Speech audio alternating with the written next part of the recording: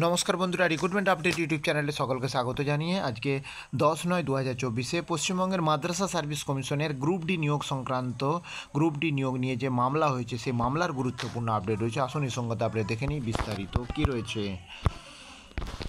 রাজ্যে নিয়োগ মামলায় বড় খবর সামনে এলো। আদালতের প্রশ্নের মুখে পড়তে হলো মাদ্রাসা সার্ভিস কমিশনকে। পরীক্ষার ফল বের করতে 14 বছর, কারচুপি করতে এত সময় লাগে? মাদ্রাসার মামলায় কটাক্ষ বিচারপতির।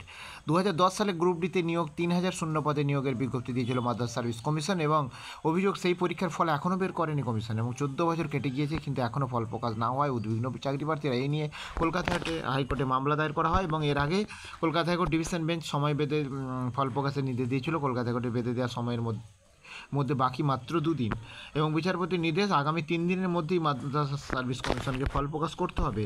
গ্রুপ ডিতে নিয়োগের জন্য নতুন বিজ্ঞপ্তি জারি করেছে। সেই বিজ্ঞপ্তিকে চ্যালেঞ্জ করে আবারও হাইকোর্টের দ্বারস্থ হন চাকরি প্রার্থীরা এবং চাকরি প্রার্থী হাইকোর্টের মামলা করেন। তাদের বক্তব্য, গত 5ই আগস্ট নতুন করে নিয়োগ করতে বিজ্ঞপ্তি দিয়েছে কমিশন, অথচ আদালতের আগের নির্দেশ মেনে এখনও পর্যন্ত ফল প্রকাশ করা হয়নি।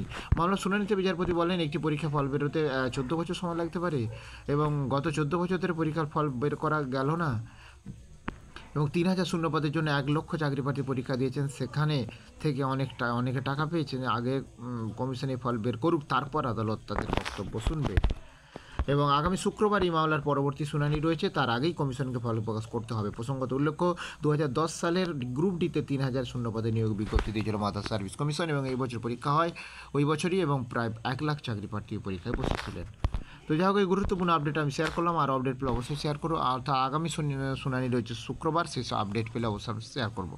সঙ্গে থাকবেন এবং চ্যানেলটা সাবস্ক্রাইব করে নেবেন। ধন্যবাদ।